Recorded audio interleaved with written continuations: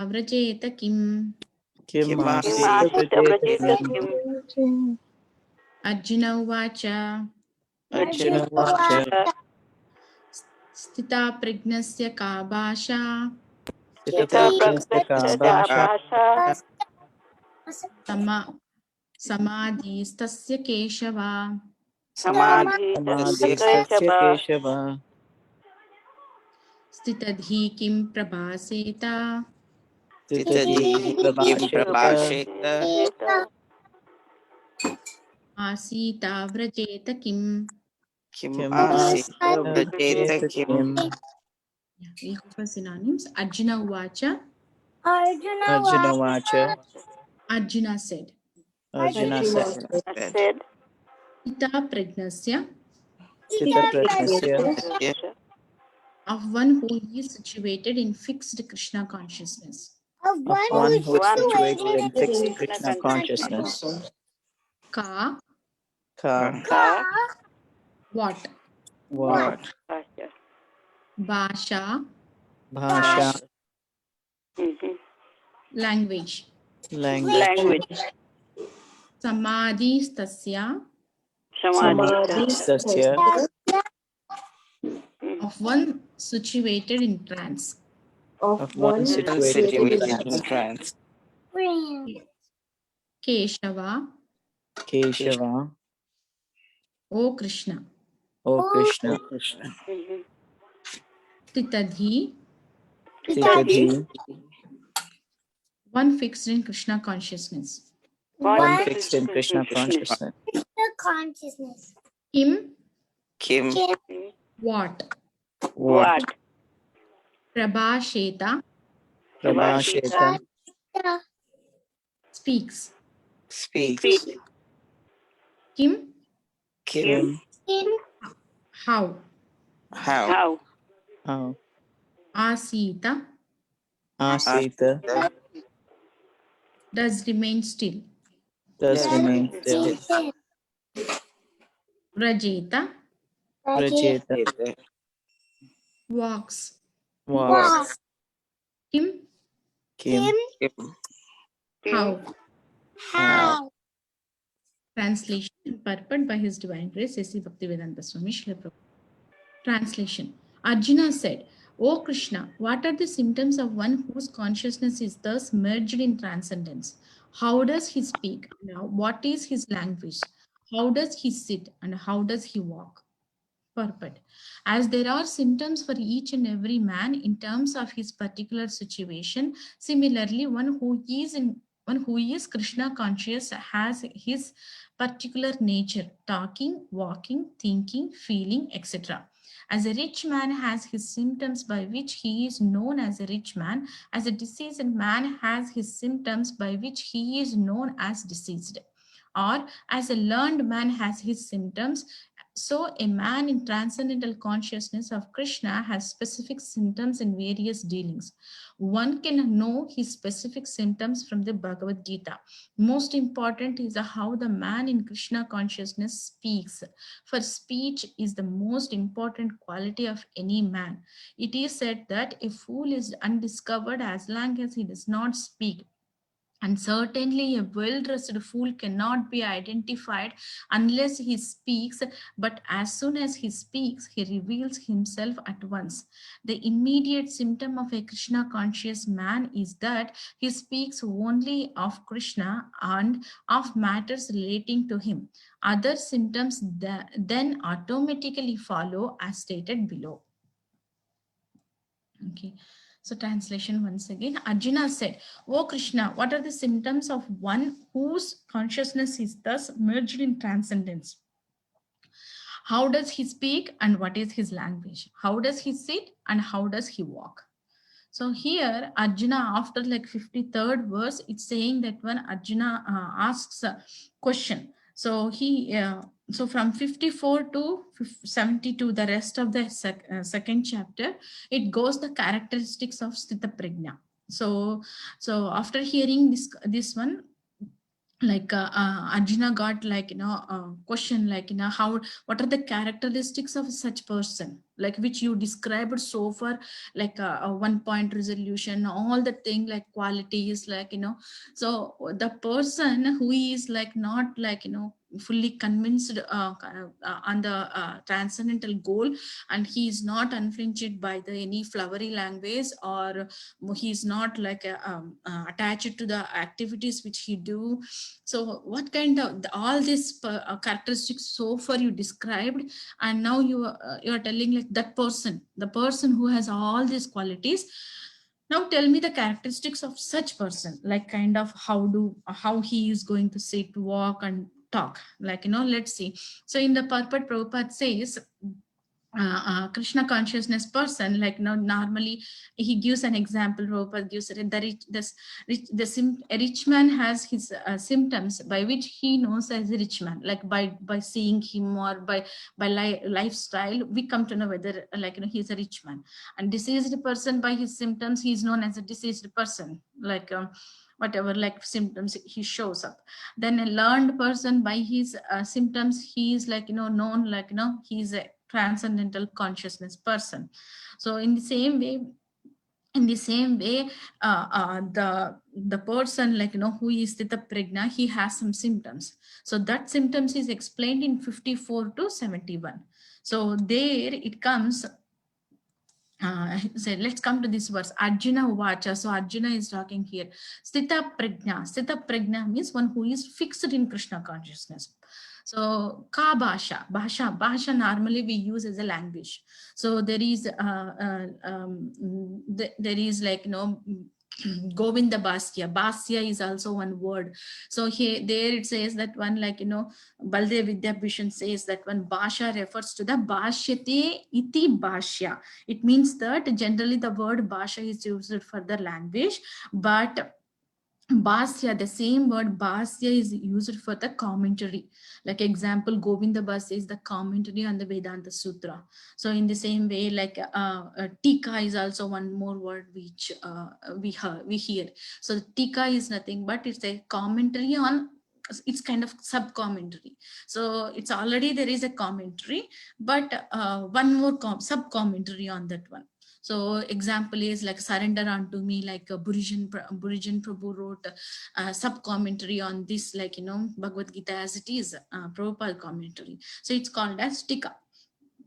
So that's called as Bhashya, or Bhashya does not refer only for the language, but it also refers to one which is described, generally how we describe the things, right? So that its characteristics, or how we describe like that. So now Arjuna is asking Sthita Prajnasya ka bhasha. So now you describe who is Sthita Prajna. That's what here it's saying.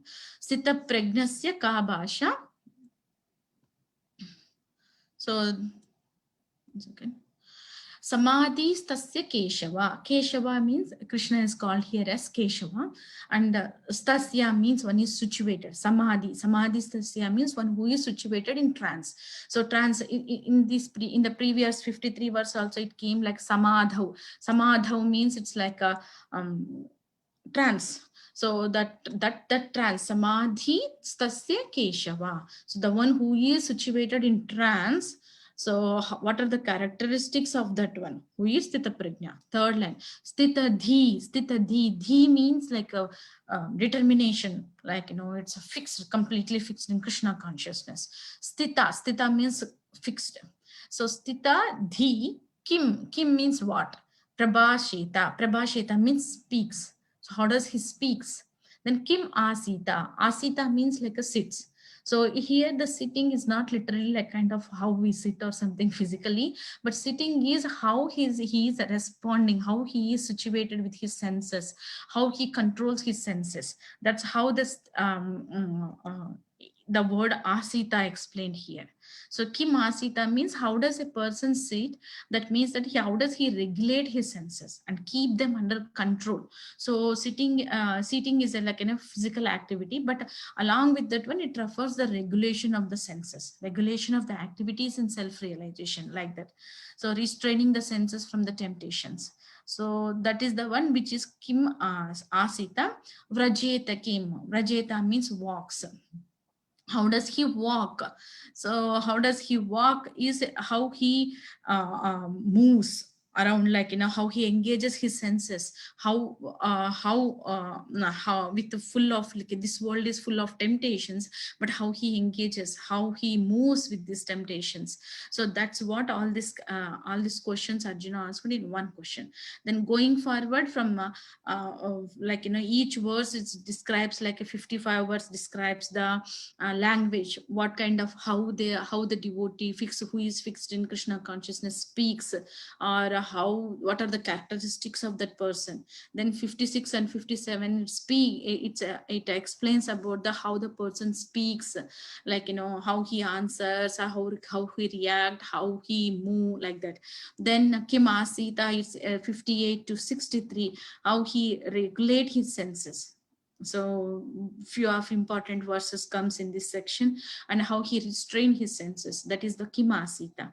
Then Kim Rajeta, it's 64 to 71, which speaks about the full of temptations.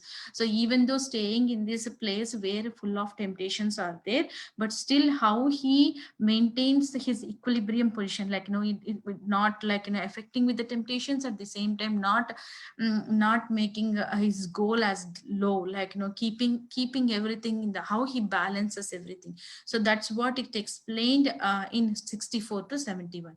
That's where this second chapter ends. So this is the question which leads the rest of the second chapter, from 54 to 671, completely goes on this question, like, one after the other it comes. So that's how it explains total. So here Arjuna is, like, level of, here Arjuna is asking all these questions for the sake of us too, like, as Yogamaya, due to the Yogamaya, he put into the misconception of bodily misidentification. So due to that one, he's asking all these questions. So it's for the sake of normal conditions also. So that's what this verse is explaining. So if anybody have any reflections or comments on this verse, we will go ahead and we will take now. Thank you.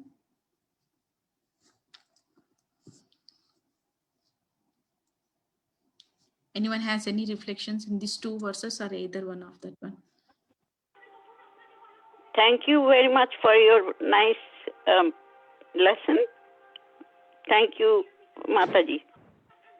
Thank you, Mataji, for joining. Thank you. Hare Krishna. Hare Krishna.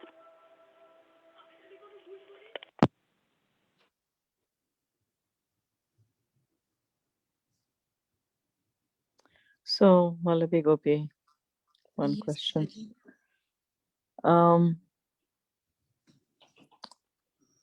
You were saying, like, I think even in the earlier verse, that Maya tempts us all the time, in some way or the other. I mean, why don't we not fall for it, Mataji, why don't we? Why don't we, like, not get pulled into it, into the, into the attractions and into the...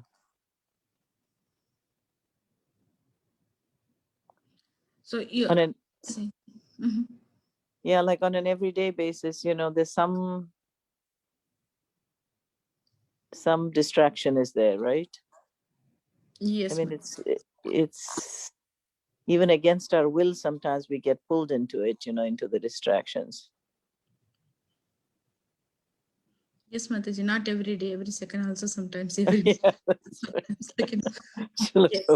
right. Yeah. So that's this world is like that only, Mataji. It's full of distraction, that Maya. That's where it says that when there are two Mayas, so like Yoga Maya and Mahamaya. So whoever, like, are strong in serving in Krishna, and Yoga Maya guides them to make them closer to Krishna. And whoever, like, not determined or convinced in their, like, like sthita prajna, like not fixed in their goal, so they are led by Mahamaya, which is, like, all these temptations. So thing is like giving priority to the service and getting like, jump into the box of the Yogamaya is goal, Mataji. That is the one like, Mm. yeah. Yeah, Definitely. taking shelter, right? I mean, taking shelter is also important, and Yes. praying to Krishna to help us, even when we feel weak. Yes, Mataji. That's where like a lot of pastimes also comes when we are in difficulty. Lot of pastimes in our like in our daily reading or scriptures, Srimad Bhagavatam. So whenever impediments are there, taking shelter of Krishna is important. At the same time, not only taking shelter, we have to put efforts to solve the problem too. So we need to put efforts and we have to take shelter of Krishna. And definitely the impediments are there, Mataji. That's what like, completely surrendering to Krishna is going to help us.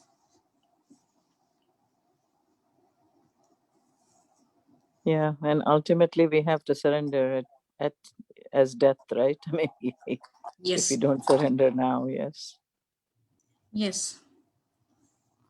And from this verse today, like, when I was preparing for the class, I understood one is not only the temptations means the temptations with the material enjoyment, but the pious temptations also are there. So those also like impediments for the bhakti. Pious temptation, you said? Like pious distractions, like, if you read this thing or something, you will get I see. Like, consciousness, the way okay, of like consciousness. So that those like are also some Vedic. If I chant this, I will get this. Yeah. So I was not that much concentrated that time, but that came to know like those are the distractions. That's what Krishna is speaking here. That he named as a flowery means which is attractive, Right. beautiful, or something like that. But one thing is, instead of concentrating on that flowery language or whatever the flowerful statements or promises, if we concentrate on the main thing, we will get more benefit than the flowery promises. Right. And I was reading one of your japa chanting posts that you had put, that chant now, and in the moment in the older days they used to put like a picture of a graveyard, Yes. a scary picture of a graveyard, and say chant now before it is too late or something. Yes, today only that one. that kind of scared me too. And I didn't even see the picture. Yeah.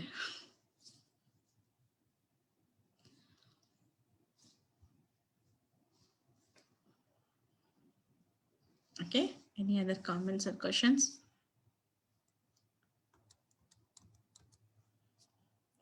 Okay, if no one has any comments or questions, as it is like 1 more minute is there. So we'll offer prayers to all the assembled Vaishnavas.